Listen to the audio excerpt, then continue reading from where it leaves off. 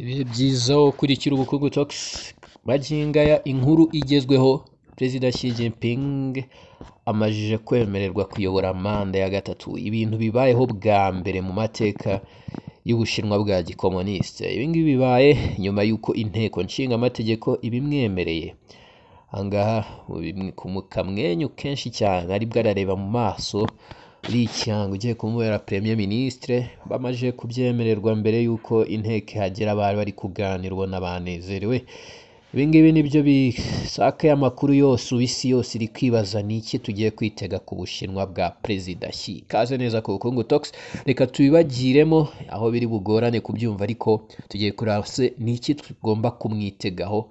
Se Ubushinwa burahinduka se, azafata n'indi manda ya kane? Kaze neza.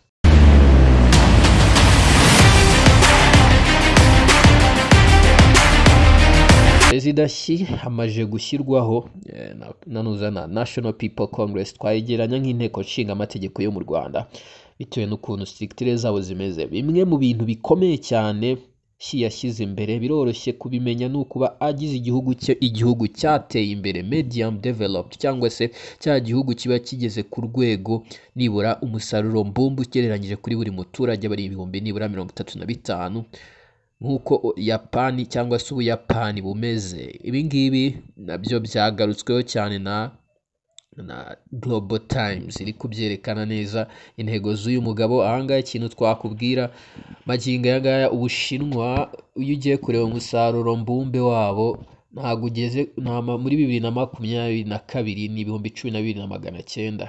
Ahangaha ni ukuvuga ngo barashaka yuko mu myaka 10 bagomba kuba bakubye nibura gatatu umusaruro mbumbe wabo ugereranyije ku muntu. Ukibaza uti birashoboka? Ya, birashoboka. Kubera iki? Amateka abyerekana yuko ibihe Ubushinwa burimo nonaha busa nk'ibihe Abayapani barimo mu 1985. Rero iyo ugereranyije iyo myaka 10 hagati y'1985 kujya mu 1996, GDP y'Abayapani yikubye inshuro enye. Ibi ngibi byatewe n'impamvu nonaha Abashinwa nabo bashobora kuvuga yuko nabo bafite amahirwe yo kuba bafite, kuko Abayapani icyo gihe bavuye ku bihumbi 11,956 nka GDP per capita, bagera kuri GDP igeze ku bihumbi 44,197 kuri buri muntu. Ahangaha ikintu bisobanuye ni iki? Iyo urebye neza situation y'Ubushinwa burimo nonaha isa neza niyo Abayapani bari mu 1985 ugereranyije 22. Bombi ni ahantu hasurwa n'ibihugu byose ku isi bagiye gukorerayo ibikoresho by'inganda, kubera yuko koko buri kimwe cyose ukoreye mu Bushinwa kibasha kugurika.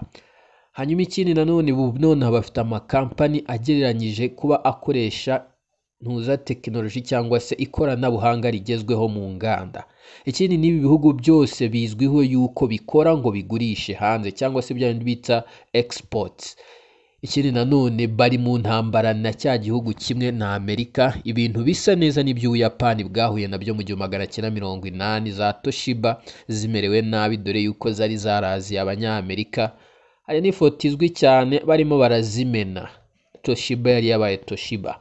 Hanyuma icyo gihe hari ibintu byinshi bisobanura igihugu giteye imbere, ariko ahangaha perezida w'Ubushinwa nawe intego ye mu myaka 10 kugira ngo ibyo bintu abigerweho, nawe arabizi yuko inganda zagomba kuzagura zikajya ku rundi rwego, cyane cyane mu bintu bizwi mu Cyongereza nka high value added manufacturing. Ikindi cya kabiri ni ukugira abaturage babasha kuba bahaha ibyo bashaka, ku buryo ibyo bahaha byose badakenera idolari rya Amerika. Ni ukuvuga ngo buri kimwe cyose iwabo bagikora kandi bakagihaha bakoresheje iri yuani.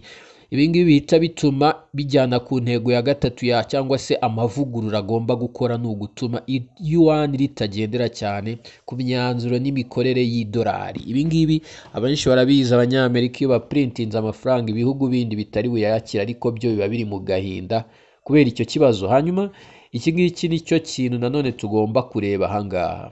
Ni ukuvuga ngo kampani nyinshi Abashinwa barabikoze kabisa, kuko ku cyerekeye no ku inganda zo baragerageje, kubera ko iyo ugiye kureba ukabureba muri high tech ni industry bafite ukuntu bazubatse, ku buryo mu makampani bafite arenga 1,186 yagiye muri ibyo bintu, bayoboye isi muri icyo kintu. Hanyuma iyo ugiye kureba nka kampani ya Reinen nayo yamajije kwinjira ihindura uburyo abantu bakoramo imyenda, ku buryo ubu ngubu basigaye bakora imyenda irenze cyane ku buryo isi yose bari kuyiha amamashini. Ukahita ugenda ukareba ukavuga uti noneho tugende turebe mu byerekeranye biriya bita forging, twabyita sinzi ukuntu twabigereranya hano.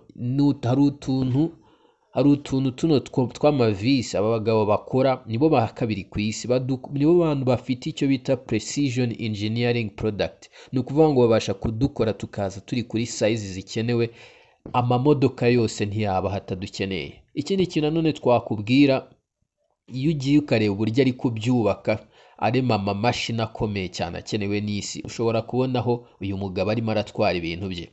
Ugiye no kureba mu bintu byerekeranye no kuba arimo aragenda afata icyitwa nka consumption driven growth, cyangwa se uburyo yagiye akora ubushoboka byose inganda ze zikabasha kuba zagira ukuvuga ngo ubu kugeraho yubatse ibintu ku buryo ikibazo afite ari ukuba yabona abakozi kurushwa abandi bagira ubwoba bw'uko afite abashomeri benshi, kandi agakoresha noneho n'amakampani arimo arajyana na tekinoloji zigezweho nka za Huawei ndetse na BYD cyangwa se BYD mutayizi, izazindi zifite imodoka zigenda zitwawe n'umuriro w'amashanyarazi, atari uw'amashanyarazi ahubwo w'imirasire y'izuba.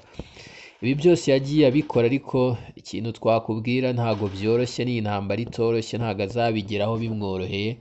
Gusa afite intwaro nyinshi agomba kuzakoresha. Ni ukuvuga ngo agomba kugerageza uburyo Abashinwa babasha kugira amafaranga menshi kugira ngo babashe guhaha buri kimwe cyose bashaka bitabagoye.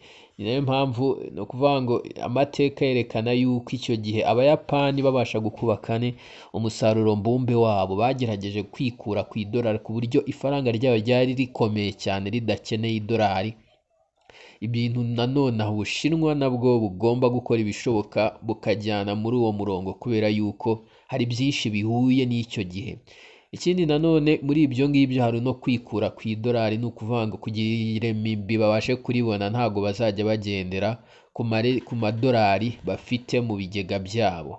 Ibi ngibi bisobanuye iki? Nabo barashaka ko bazajya biprintingira amafaranga igihe bibaye ngombwa. Ndetse kuvuga biraganisha ahantu hamwe, byose ni uguhindura ibintu byose kugira ngo igihugu cy'Ubushinwa kibashe kuba cyakira.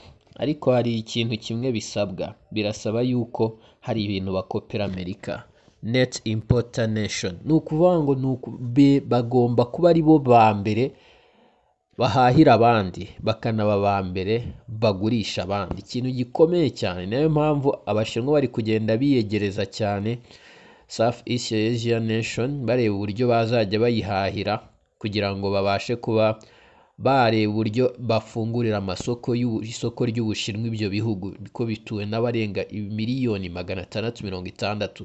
Hari no kuba baragiye mu muryango uzwi nka RCEP cyangwa se Regional Comprehensive Economic Partnership, barimo n'ibihugu birenga hafi 15 14 gutyo. Ibi ngibi byose nibyo bikwereka yuko harimo n'ikindi kintu cya nyuma twasorezaho cy'uko Perezida Xi noneho aziyamamariza manda ya 4. Kubera iki? Ubu ngubu imyaka 10 reforme zose azaba arimo arakora zose zizaba ziganisha ku kintu kimwe. Muri 2030 abona yuko icyo gihe azaba yarubatse ubukungu bukomeye, igisirikare giteye imbere ku buryo ikibazo cya Taiwan kugikemura bitazaba ari ibintu bihenze. Ibi ngibi bikazajyana n'ikintu kimwe, Xi Jinping ameze nkaho ariyo legacy ye cyangwa se ikintu ashaka kuzibukirwaho, kuba yarafatanyije Taiwan ndetse n'Ubushinwa nk'uko byahoze. Hari ibintu byinshi twavuga kuri uyu mugabo, ariko mu ncamake nuko twaba tubisobanuye, bw'ibisigaye ni ukubiha amaso tukareba muri iyi myaka 10 ibintu byose uyu mugabo ari kwifuza niba azabigeraho. Ciao, shalom, nawe utaha.